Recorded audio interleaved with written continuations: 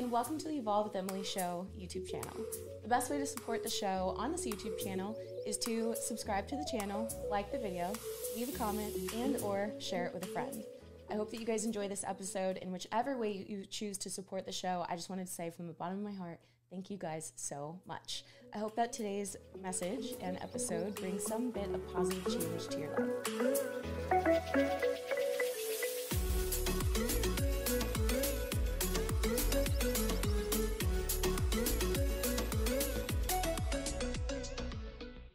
Hello, everyone, and welcome to the Evolve with Emily show. I'm your host, Emily Heaton, and today I'm interviewing Amanda Drake. She's from Augusta, Georgia. She's a wife, a mom of two small kids, a 5-year-old boy and a 3-year-old girl. She's a business owner of a small chain automotive repair shop in Georgia and South Carolina, and she is heavily involved with several organizations in her community and also in her industry.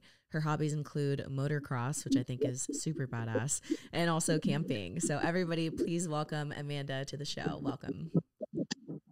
Hello. Hi. Yeah, hi. We're so excited to have you today. I think it's really important to share people's journeys of evolving, right? Because evolving is not easy and oftentimes it's not pretty. And I think it's important also to show the person that is a mom and a wife and a business owner, right? That's not necessarily in the social media world, because a lot of the people that I will interview on my show, they will be people who either have their own podcast or they do YouTube. And I think sometimes it's more relatable and more realistic for the listeners who might be a mom at home with their kids, or, somebody pursuing their own business, for them to hear somebody that has really walked in their shoes and is currently walking in their shoes, and just kind of hear from you, like your actual experience of evolving.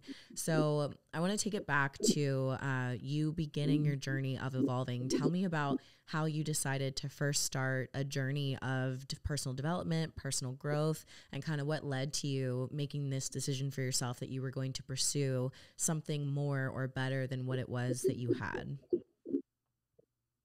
Well, first of all, I've always been pretty into, I would read a lot of personal development books. I would be heavily involved in a lot of that. And I definitely was getting a lot of that from your podcasts, from your YouTube videos, and I love that aspect. When I joined Evolve, though, I thought the main thing I was looking for was a physical change. I felt like I was in a rut when it came to my workout routine, my nutrition, and I just needed a way to break through from that. What I actually got out of the program was just so much more. And the whole physical part just kind of took a back seat to the development I received mentally and emotionally from it. I don't know that people necessarily realize the difference. It's like you might be living like in a black and white version of the world, and then you really start diving in day to day. You start journaling, you start thinking about all these little things, all these emotions that you don't even think about. You just kind of go through the day, and you start like actually analyzing those and thinking about why they're like that, and listening to the lessons. And all of a sudden it's like just color is brought to a lot of your world. Wow. I will say 100% that I suffered from imposter syndrome. I am in a male dominant industry. I did not necessarily step up in a leadership form in my industry because I felt like people were going to judge me, and judge if I was good enough to lead in this industry. I suffered from it sometimes with, just my employees, with being a good mom, with even being a bodybuilder. It's like, I can't be a bodybuilder. I'm just pretending, or I'm just trying to be. And throughout this program, like somewhere along the way, I'm telling you, it's not always like a light switch. It's not like, the moment when like, oh, everything was mediocre, and then all of a sudden it wasn't. It takes time, and you're going to fall into it. Somewhere last year, doing the program the second or third time, honestly. And I was building. I mean, it's a constant build. It wasn't like I didn't get anything out of the first 90 days. I got a lot. And I definitely did change physically. I am building, I'm putting some muscle on this frame. But somewhere along the second or third time, like my confidence in myself changed 100%. I mean, I will just say it was 100%. I was so scared to do things, and now like that, if I'm nervous about something, it means I have to do it. It's like that means it's something that's going to better me, and I just have to like push through it, and I'm going to get better at it. So I started saying yes to anything that would come my way. And it's made a huge difference for me in my industry. Now, not many people know about my industry, but you know, I am giving conferences, national conferences. I am speaking on podcasts in our industry. I am doing magazine articles because, and all I started doing was saying yes. And I think I had this extreme perfectionist attitude along, you know, and that's what I've had to work on. Is it doesn't, and that's what one of your lessons is about. It doesn't always have to be perfect. Just do it, and that means you're going to get a little better at it, and next time will be better. And that's what I've been doing with speaking, and that's what I've been doing with fitness, because I'm still working on that. You know, still that's an ever evolving part. But it ended up not being the most important part, like I thought it was going to be. I was on such a shallow expectation of the program in the beginning, and as it progressed, it just became, I mean, I just reached so many other levels that I didn't even realize that I could reach. Thank you for sharing that. I think that is a very common experience that people have. They think that they're coming for one thing, like the physical attributes. And I think one of the reasons why is because they're not yet aware that the other things are there, right? They're not yet aware that they need to grow mentally, emotionally, and their confidence and their self-worth and honoring themselves and respecting themselves. You know, they don't know that there is room for growth there, or maybe they don't know the pathway there. So I think it's really beautiful that, you know, you got your foot in the door, so to speak, from the physical goals that you had. And then I think it's really beautiful that you got to experience all of what really was there. And, you know, for you, having been through the program multiple times, you know, you're someone more than anyone that can speak to the fact that when you really put your mind to something and you go through it, there's always something new for you to grasp if you'll have the open mindset and mentality of, okay, what is here for me today? You know, I imagine even the people listening to this podcast, right? Maybe not everything that we talk about is new to them or this revelation like you're mentioning, but maybe there's one small story or experience that you share that kind of relates to them and is able to open their perspective in a new way that seems not very monumental. Maybe it seems insignificant in the moment, but maybe it'll actually change the way that they respond to something moving forward. And then they start creating this new habit and this new pattern of how they respond to situations that over a long period of time actually is monumental in their life. So I think it's really beautiful that you experienced that. And I've never had somebody explain it that way, where it's like you're looking in black and white and then all of a sudden there's color. Like that is just so magical and so beautiful. And I think it speaks to, you know, when you're willing to work on yourself, when you're willing to be honest with yourself, and when you're willing to really kind of dive deep into these topics, I think that's exactly what happens. Because I think that the fullness of life and the fullest expression of life is when you are being the fullest expression of you. And oftentimes, like you mentioned, before you go throughout life and you're going throughout life in an unconscious manner, it's kind of just the way that you've always lived your life. You don't think about, oh, I should intentionally respond to this versus just react, you know? And so I think when you really have that heart posture to be intentional about the way that you live your life, it really does start to change things. So I kind of want to go into gratitude. Gratitude is a key element of the program and developing a different gratitude routine. And at the end of the day, more than any routine, just a heart posture of gratitude.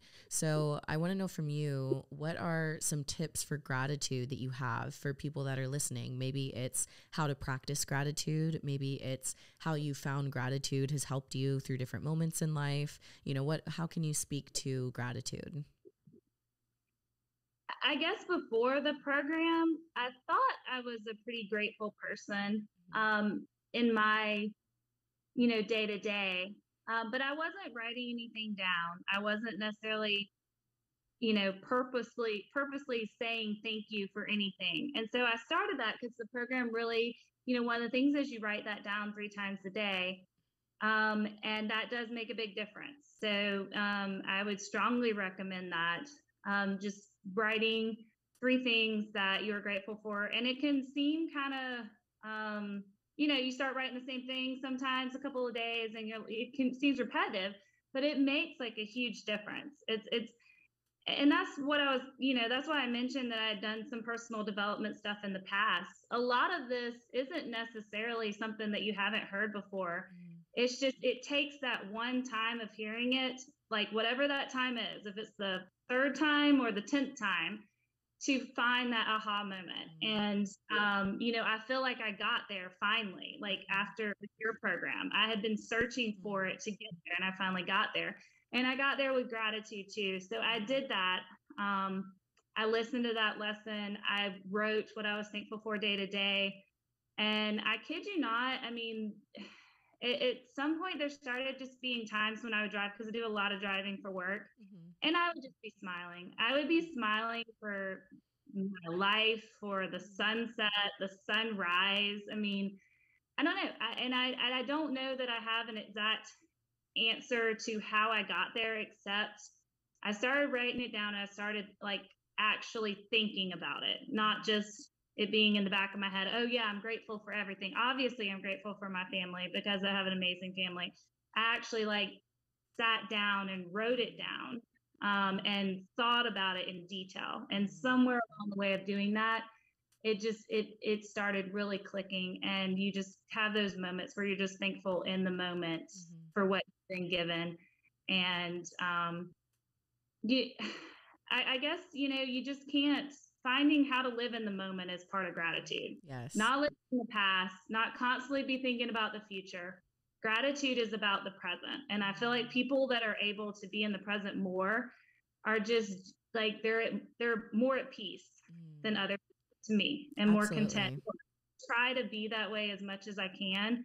It can be hard if you're a type A person that's constantly, got a to-do list. But that's where you find your peace. And that's where you find gratitude. It's just in the moment, all the little things in the moment. I think that's so important to speak on, because when you're not present, it means that you're either living in the past, which usually is filled with stress, maybe guilt, maybe shame, maybe wishing things that were different, focusing on all these things that you can't control. Or sometimes it means that you're living in the future, and maybe you're anxious, you're overwhelmed, you are trying to predict what may or may not happen, when in reality, usually it doesn't happen the way that you think in your head, so really refocusing yourself back to that present moment, you can always find gratitude in that. So I wanted to ask you, knowing that being present is really important, as you find yourself potentially overthinking, maybe you're anxious or you're thinking about the next week ahead, what are some things that you do in order to bring yourself back to the present moment? Do you have like practices or little mindset cues or tips that you have for kind of refocusing, recentering, and coming back to the present moment? I would say I do use journaling, or just a notebook in general. That really helps me. I just start jotting down my thoughts, and I kind of get them out of my head. It might turn into a little bit of a to-do list. It might turn into a venting list. It might end up being a gratitude list, but I have to write them down to get them out of my head. And that does help me a lot. I'm trying to meditate more, and that can be hard for someone with my type personality, to just sit and be still and think. And I do see the value in it, and it's one of those things I really want to work on more and more. But anything you can do to get those thoughts, either to quiet them for a little while so that you can address them when you're not in an emotional state, because that's when it can be toxic or not helpful. When you're also very emotional about what's going on in your head and you're overthinking it, it can be unhealthy. So getting them down on paper helps, or finding a way to just step away from them mentally through meditation or something, and then go back, revisit them when you're not just so heated about them. Yeah. Stuff will happen, and you just have to, you can't always, I mean, you can't always process it right that minute. Sometimes you have to step away from it and then go back to it. Yeah.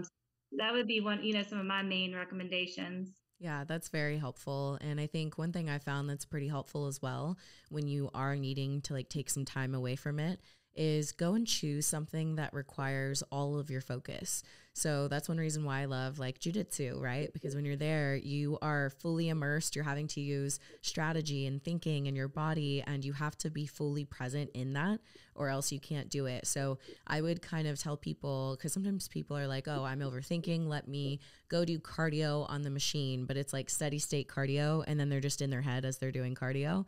I would actually recommend instead do something like a HIIT style session where maybe you do med ball slams, especially if you're in your head. If you'll take a medicine ball and do the ones where you slam it on the ground, pick it back up, slam it again, do 15 of those in a row as hard and fast as you can, you'll forget what you were just thinking about, so use these different tools in your life to kind of just give yourself a little bit of space, right? And we're not saying to ignore what it is that you're experiencing, but sometimes you do need just to take a step back, to get out of your head a little bit, get into action, and then you can come at that thing again to process with some fresh perspective.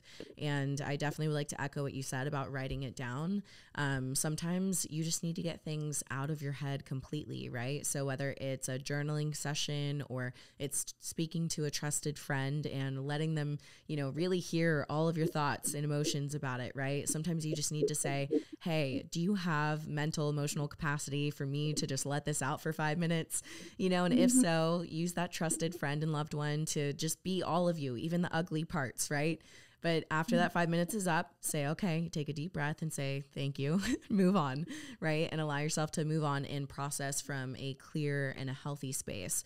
One kind of rule that I have for myself, I have these different rules, is if I am very emotionally drained or charged, or, maybe I'm exhausted, I don't allow myself to make decisions in those moments, because sometimes we can be experiencing something that feels really heavy, where we are very emotional about it. And from that space, then we might make a decision that's really not aligned with our highest or our best self, simply because we might need a nap.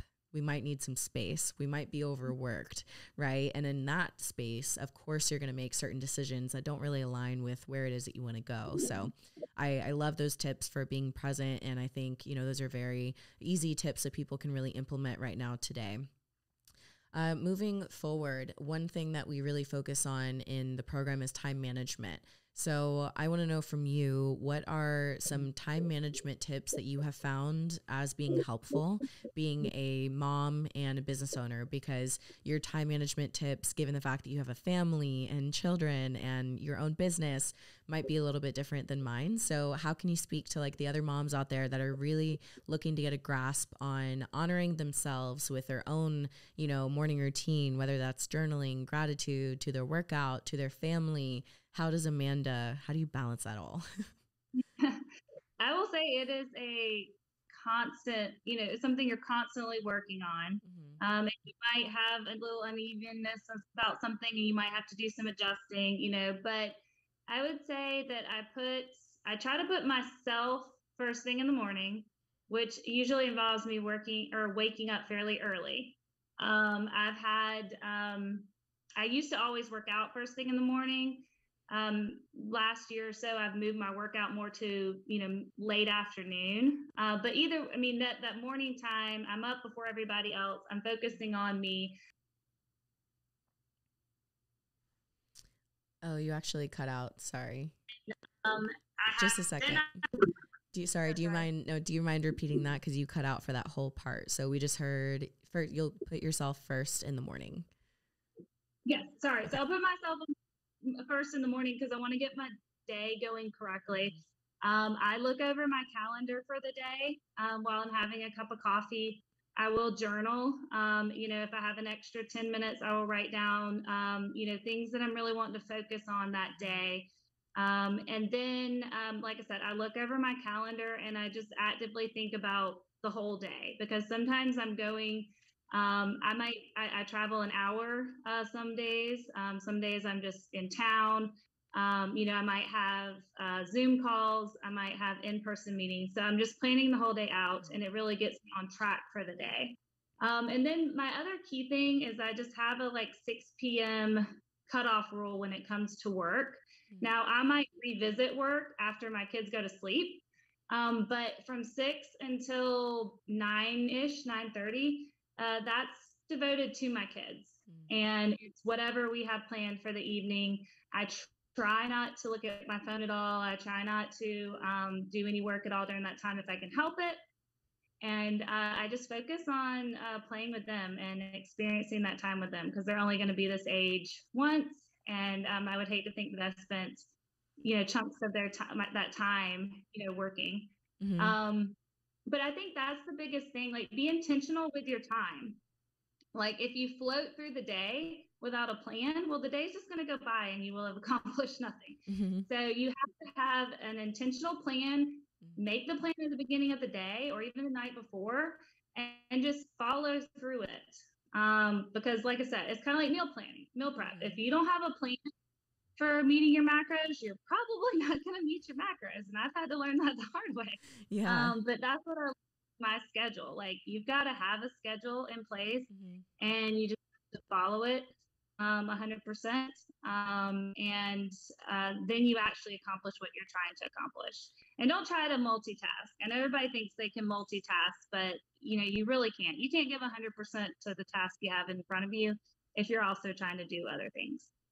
That's so good. Okay, I want you to touch on mom guilt. I feel like a lot of moms experience mom guilt when, for example, let's say they take an hour to go to the gym, maybe their kids are at home.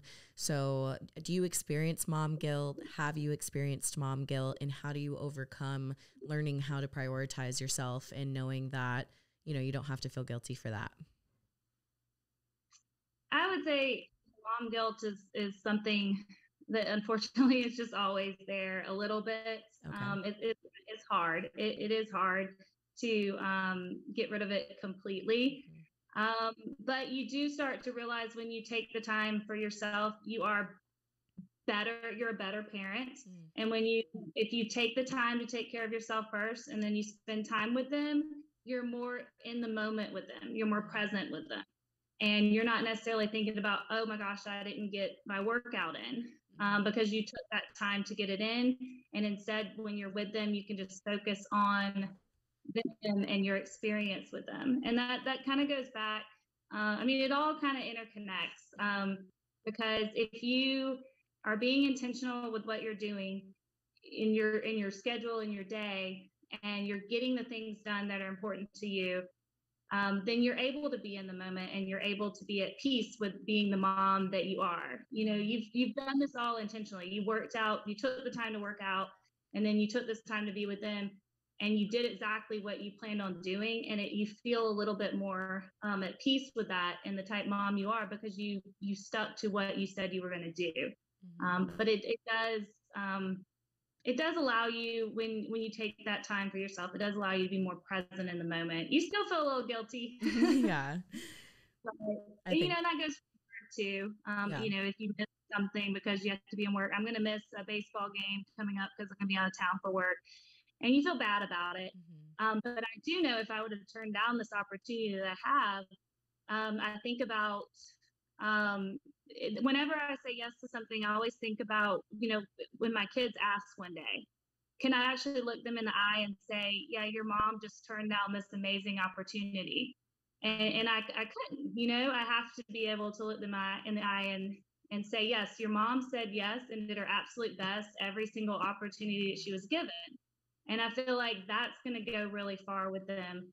And then I'm going to try to be there as much as I absolutely can. And I think I balance it pretty well. But I feel like that mindset will help them throughout the rest of their life. Absolutely. You say yes to everything that comes your way. Yeah, absolutely. And I know the best way to lead is by leading by example. And I think it's beautiful that you're able to do that for your children, because your children truly see and watch everything. I think about a lot of the reasons why I am the way that I am. And a lot of it tracks back to the way that I was raised and the conversations that I was having with my dad, especially. You know, he really ingrained a lot of things into me simply by taking the time to communicate with me and instilling these core values that are really important. You know, I was always told to give your best at everything that you do. So that's just who I was. I just was like, that is simply what we do. You know, I never saw another option. I was never able to give less than my best because that's what we did. So really setting the standard for your family, you know, not just yourself, but your whole family, and keeping yourself to that will absolutely, you know, keep them on that path as well. And so I think that's really beautiful. You do such a great job of that. And just watching you evolve over the last, you know, however many sessions it's been now, like 4 or so, watching you evolve over that time has been really beautiful, just to see you really step into your power and your confidence and your strength as a mom, as a leader, as a business owner. And I've no doubt that trickles down to everybody that you're connected to. So I just think it's been really beautiful to see. I want to switch gears into nutrition a little bit because, you know, while you dove really deep into these mindset, you know, and emotional, spiritual type of topics, you also focused really heavily on your nutrition and your training, and you've been so dedicated towards that. So let's go start with macros first off. So as a mom that has so much on her plate, I hear a lot of excuses all the time that macros are just inconvenient. They are hard. They're time consuming. So how did you make macros work for you? And do you have any tips for moms that might want to try to start to track their macros? Yeah. So before the program, I knew what macros were and I knew the concept, but I never even tried. You know, my idea of nutrition was essentially dieting, you know, just eating less. So it was a whole nother mindset. And it took me a while, and I worked with Hannah, you know, intensely. I've been with her the whole time, and she's been awesome. And it's been up and down. In the beginning, I was tracking very consistently for about two of the sessions, and I got really, really good at it. You learn I guess the tips I would have is start with the protein, you know, and just try to build each meal around having a certain amount of protein. You know, I try to get like 30 plus grams in each meal. And then I'll have a snack that's, you know, 15, 20 grams, whatever I can get there. And then just add the sides. So whatever that protein is, if you're meal prepping, just try to have it there in bulk. Try to cook it on Sunday evening if you can. And then, so what my thing has been is I try to be a little conservative on the other items, the carbs and the fat, for breakfast and lunch, because I know my family meal at the end of the day is going to be a little higher in those. You know, we're probably going to have like mashed potatoes or rice, you know, a burger or something. I just have to have a little bit more leeway so that I can fit in that family meal that might be a little bit more challenging. And I would say moms, you know, doing that, just get those first 2 meals that you mainly do on your own usually, get those like really perfect and really planned and almost boring, so to speak. Like, you know, chicken and rice and broccoli. Or I did start using icon meals, and that was really, really helpful. So having, you know, your breakfast is one thing, and then your lunch, and then your dinner, if you have a little bit of extra there, can be a little bit more flexible. And that's kind of been the way I've done it in the past. And you just have to have the stuff in the house, because if it's at the store, I mean, you end up picking up anything you pick up the kids stuff, you know, and it's very hard to be a parent and not have like potato chips in the house and, you know, cookies and things like that. So if you don't have the other items there and planned out, and it's the same thing about your schedule. So a lot of those mornings when I was doing counting macros completely, I would plan that first thing in the morning with my schedule. So it would be entered then, and then I would stick to it. So I would say just making sure you put it in beforehand, and then you have kind of a goal, and just try to get, like I said, at least 2 out of the 3 meals really good, so that you can have you can have not a cheat, but you can have a little bit more room to play with at the end of the day. Yeah. And starting with the protein, especially if you're trying to build muscle, is important there. And it took me a while to figure that out, but I did. Yeah, I think that's so helpful because I think, a lot of people when they're dieting, especially with families, they still want to be able to enjoy that family meal. So I think it's important to prioritize what's important to you so you can still enjoy it. You might have to make a few substitutions, if you guys are eating just like straight pasta with cheese on it, you have to make a little bit of mommy substitutions or daddy or whatever. But once you do that, I think it's really, really important to still prioritize those things that are important to you. Do you always have dinner with your family or do you guys make sure to do it a couple times a week? Well, me, my husband, and the kids, we eat together every night. Yeah. Oh, that's beautiful to hear.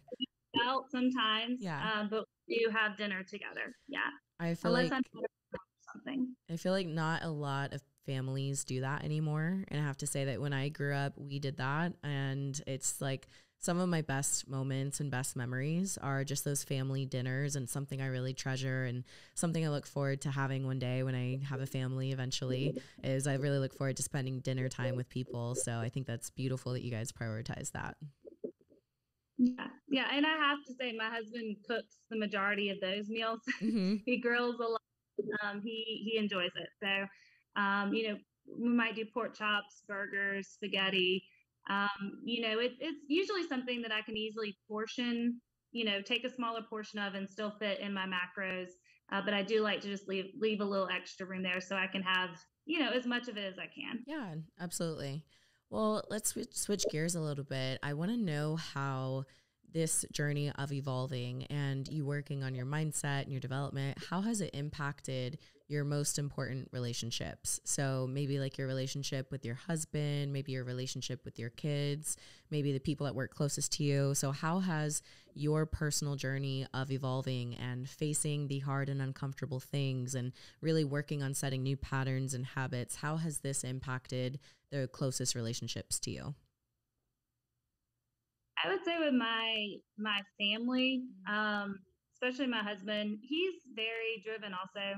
So he loves it. If I'm in a mindset of, this is what we're trying to accomplish as a family, this is where we're trying to go as a unit, he's very on board with that. So I guess as a couple, it's just made us even more driven, so to speak. And just more thoughtful. I mean, we sit and have these thoughtful conversations, like really in depth conversations.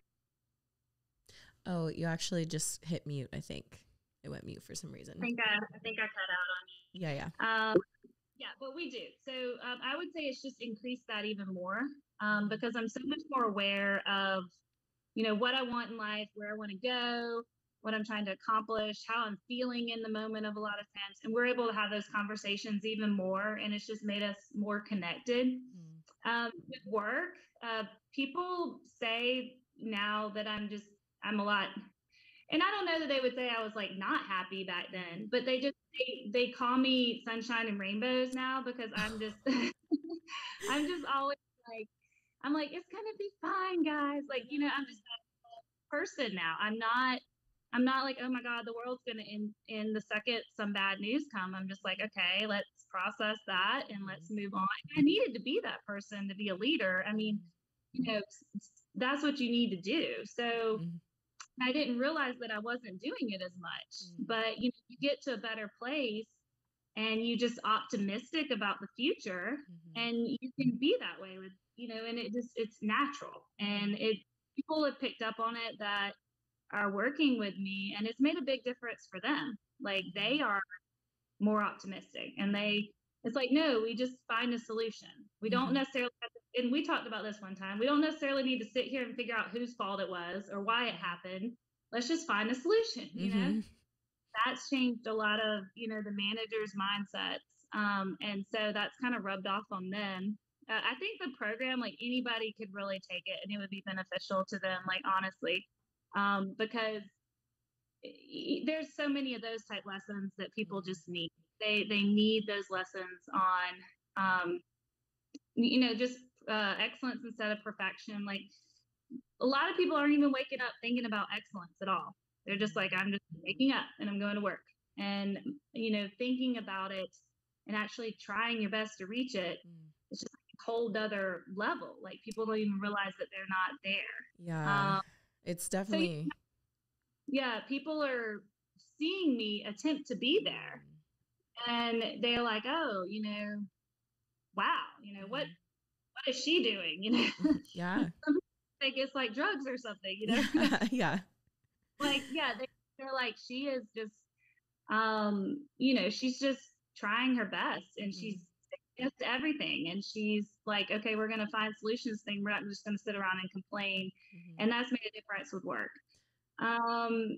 And those are the main things. And like I said, what it's doing with my kids, it's showing my kids that anything's possible, and that you should go after the things you want. And like my son, if he gets really good at baseball, like you can totally play professional baseball one day if you really go after it. I mean, anything, and it's just an option. I want him to know that any option is there. He races dirt bikes also, and if you want to we went and saw Supercross last weekend. And it's like, if you want to do that one day, like just try your absolute hardest and it could happen. So I think that's rubbing off on them. And I mean, that's my most important relationship right there is, absolutely. So yeah, that's so good. You mentioned a few times about being a perfectionist and kind of like that type A, right? So we both know that in the journey of evolving that it's not easy, it's often hard, and you go through moments of failure, of setback, of not hitting the target that you wanted to hit. As somebody that leans along the side of perfectionist, how have you learned to handle those moments and get away from the perfectionist mindset? Because I think a lot of people experience a perfectionist mindset and it actually holds them back from ever making progress, because if they aren't perfect, then they feel like they can't do it at all. So how have you really grown in that way? Well, it's funny you mention it because I actually took an Athena assessment a few weeks back, and I didn't realize how extreme it was. But I was actually scored like very minimal on work stress, family stress, all these stress items. The only stress that I had, and it was sky high, was self-made stress. Like that's the only stress that I have is the stress that I put on myself. And that's after me working on it, obviously, for a while. And I thought I was in a much better place. And I am in a much better place, but it's still there. It takes forever to get rid of that tendency. And it's strictly what it is. I'm a, and it stems from what they say, some kind of extreme criticism in your past at some point.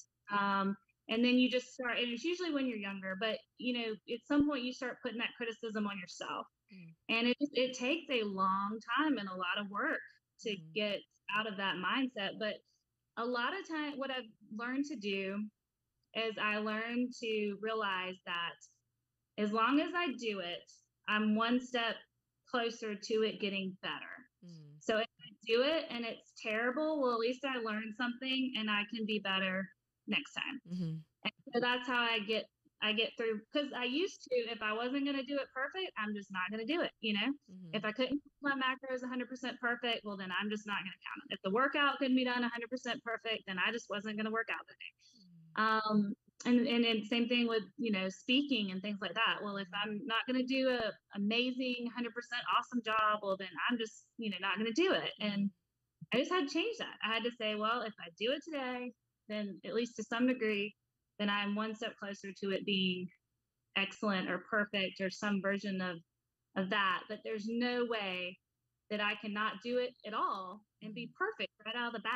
I mean, the whole idea, right out of the gate, the whole idea that being a possibility was kind of delusional on my part. Like, I mean, I have to try a few times to get it right. So I would just say that, you just have to acknowledge that even attempting it is going to make you better.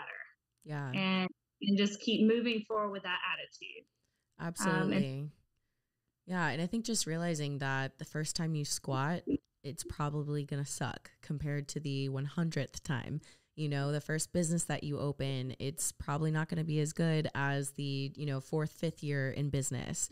The first podcast you put out is probably going to suck compared to the 250th podcast that you put out, right? So just realizing that everybody has their day one and everybody started somewhere. And as long as you show up and give your best, that actually is excellence. So you may not be great at what it is that you're doing, but you're actually practicing excellence by showing up and giving your best for that day, right? So, and I think for me, I've had quite the tangible experience of being able to practice this recently with starting jiu-jitsu and Muay Thai and these things that are very new to me because I technically suck at them. I'm beginning at them, right? But I'm doing it and I'm showing up and I'm giving my best. So whether it's a good day and I feel like I've made a little bit of progress, or it's a day where it's hard and I feel like I'm just sucking at everything, I'm getting my butt beat, which happens. I know that, like you said, as long as you continue to show up, you'll get a little bit better every single day. And it really is about that consistent effort to show up and that consistent effort to give your best no matter what the outcome is. And I think that that's a really strong thing to build within your character. And I think it's important to always revisit these moments of being a beginner at something. If you've been, especially when you've been kind of stuck in a place, or not stuck in a place, but when you're in a place of just you've been doing what you're doing for a long time and you've gotten pretty good at it, I think it's important to revisit a place of being a beginner, whether that's trying a cycling class, a yoga class, or maybe it has nothing to do with fitness, but just putting yourself in that scenario where you can be the person that's on your day one, because it'll really show you very clearly where you're at with your personal development. Because oftentimes it feels pretty uncomfortable to do that, right? It feels uncomfortable to go to the dance class or to sign up for something new that's outside of your comfort zone. But I think that that's where true growth happens. And again, it can really hold up a mirror to you and show you exactly where you're at in your personal development and probably give you some new things to work on. So Yeah.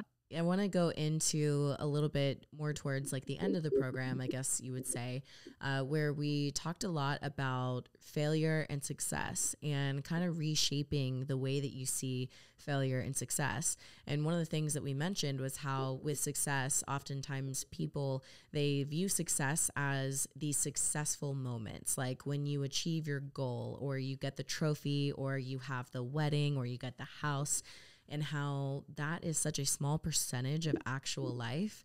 And so we really help to reframe people to help them understand how to live a successful life on the daily basis. So I want to know from you, what makes a successful life to you? What does success look like to you today? The main number one thing is being a good mom. Mm-hmm. So at the end of the day, I've put them 1st. Mm-hmm. I've helped them in some way, um, just improve. Like if it was reading, reading healthy meals, whatever it was that I could do to help them. That's number one. They are the driving force in my life. And then, it really, for me, it's not really that hard. I've had success in my Mm-hmm. career, but it really is just doing my best. And I guess for years, I felt like I wasn't good enough and I wasn't doing my best. And I would just beat myself up on a daily basis and then not try and, say no to things just because I was scared. And for me now, like, that's all I'm doing, and I feel like I'm living a successful life. I wake up and I do my best at my job and at my, being a mom and being a wife and taking care of my body. And I might not be perfect at it, but if I, at the end of the day, I can say that I did my best and I'm content with that. I feel like that's success to me. Mm-hmm. And the result has been a lot of outside success and things that I didn't even imagine could happen. And it was just by redefining success as that basic part. And I think one of my favorite quotes from your program was, your success story is still being written. Mm-hmm. And that, would yourself a decade ago, that you're better than you were 5 years ago and you're better than you were 10 years ago. And that's 100% true. If I would show that person, that 25-year-old, you know, that lacked a lot of confidence, was afraid to do anything out of the box because they were afraid to suck in any way. This person that I am now, I think she would be blown away because just be completely different than what her mindset was back then, which was, you know, just don't do anything if you can't, because you just don't want to show weakness, you know. And I get what you were saying about trying something new. I hate not, you know, I hate not being good at Me something. too.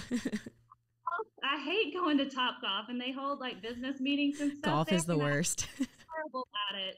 So I have to stand up there and just make a complete fool of myself. But you know, eventually, I keep telling myself, eventually I'll get better at it. Right. But yeah, no, I just say, you know, you can't put these high expectations on day-to-day success. Otherwise, if your success is something huge and it's way in the future, the whole journey there is going to be like really like hard and painful, and you don't want that. I mean, you want this stage, this journey phase, this potential stage to be just as rewarding, because that's just a moment in time. So if you're not enjoying it up until that point and you're just going to say, I'm just going to enjoy that moment, well, I mean, that's sad. I mean, so that's what I say. I say, just, you know, success is just doing your absolute best day to day, and not necessarily putting like oh, it will be when I'm 5 pounds lighter, or, you know, when this is perfect or that's perfect. You know, I'm been trying to build a booty now for a year. We're getting Yes, you made a lot of progress. but it takes a while. It does. So if I was to not be happy until it came, this would be, you know, a very long and, you know, drawn out process. It took me time to really, like you're saying, with training, it took me a long time to really think about each muscle that I'm engaging, and that's made a world of difference with me. Like, you know, actually putting thought into a workout, not just, you know, lifting the weights up and down. Like thinking has made a big difference. So yeah, I mean, that's success to me. That's so important. And I love how you mentioned how when you started to focus on success in the terms of being a good mom and doing your best every day, how that actually translated to external success as well, like reaching goals and opportunities. And that really is, I think, the key to happiness and to success, is to stop focusing on this momentary success or this external success, and to live from a place of success, a place of excellence and doing your best, and knowing that every time that you go to bed at the end of the night, you can look back at the day and said, yeah, like, I'm proud of myself. I did the best that I could for today, given the circumstances that I was gifted today. So I think that's such key. And I think it can really help to shift people's mindset, because too often we can get so caught up in where we're going and in the goals that we set for ourselves, which are really admirable aspirations to have. But sometimes we get too caught up in it to where we let the day slip by and we realize that we didn't really enjoy all of the beauty that was in front of us for today. And the truth is, like, we're not given every single day. Like, we're not promised every single day. You know, we really only have the day that we're in. So it would be a shame to let this day pass without fully enjoying it, enjoying the people that are in it, and enjoying how hard you've worked to be there. Because like you mentioned, like, everyone right now listening, just think about where you were at 5 years ago. And what would that version of yourself think about where you're at right now today? Because right now we can get so caught up in comparison and in looking at social media and seeing what everybody else has, that sometimes we can move into this place of lack. We think about the things that we don't have, forgetting like how much we've already been through and how much we've already overcome and how much more we have than we did even 5 years ago. And I think it's really important to do that reflection. So as we kind of wrap up here, what do you think is probably the biggest takeaway that you've had in your personal development journey? Maybe it's like one mindset shift, or maybe it was a limiting belief that you've overcome, but what was kind of a very impactful takeaway that you have from your journey of evolving? I think the biggest thing that I started also thinking that really helped with the confidence was I think my fear of failure was more geared towards what other people would think if I failed at something. And at some point, I started thinking, why I'm putting them before me at that point. Mm-hmm. Like, am I really going to put these people and their thoughts in front of my own happiness, and what kind of regret that might look like later down the road if I turned down all these opportunities and I was quiet when I wanted to say something, and I didn't speak up for myself, and I didn't, try. What kind of regret would that mean, down the road? And what was I doing? I was really just putting what they may think or not think about my performance in front of me pursuing the things I wanted. So I would say anybody that kind of struggles with, worrying about the judgment of others, just think of it that way. Are you going to put those people in front of your own happiness and your own life? Like, you only get one life. Are you really going to let what someone else thinks about you, like, determine how you live it, because you don't get another shot? And I would also just say anybody that, feels like they've been really, really trying to make a breakthrough and they just can't quite get there, you're usually right around the corner from it. Like I said, it won't always be like a light switch, but it will come. So just keep trying, keep waking up, journaling, listening to the content, and putting full intention into everything you do every day, and it will come. And like I said, it's a beautiful place to be, on the other side of that. So that would just, be something I would say to anybody that feels like they're not quite there yet. Yeah, that's so encouraging, and some things that's so important to remember, because I know sometimes when you're struggling, it feels like you're so far away from that breakthrough. But like you mentioned, sometimes it's right there around the corner. So thank you for that reminder. Well, thank you so much for being on today's show. You, by the way, are a great speaker. So continue doing that. Continue doing your podcast and your speaking, because you are very impactful and very encouraging with the way that you present your thoughts and your ideas. And I know it's made a big impact on the audience. So thank you so much for being on today. Thank you, Emily. I love you, by the way. I don't get to see your face often enough because I miss a lot of the live calls. But I do. I love your program and being a part of everything, and love the podcast. So thank you so much for having me. Of course. Thank you so much. And everybody that's listening, today is actually Amanda's birthday. So even if this gets posted later, do me a favor and just send her some birthday love. Maybe it'll come on a day when she needs it. You never know. So go send her some love. She will be linked down below. All of her stuff will be there. And do us a favor, if you enjoyed today's podcast, please tag us both on your Instagram stories. Again, her tag is down below. And if you guys are interested in starting your journey of evolving, we are accepting applications for Evolve X. You can just check all the information in the show notes and description box below. The links are there. Feel free to reach out to the Evolve X Instagram page if you guys need some more information or have some questions. We'd love to talk through it with you. And without further ado, we'll see you in the next episode of Evolve with Emily. Bye, guys.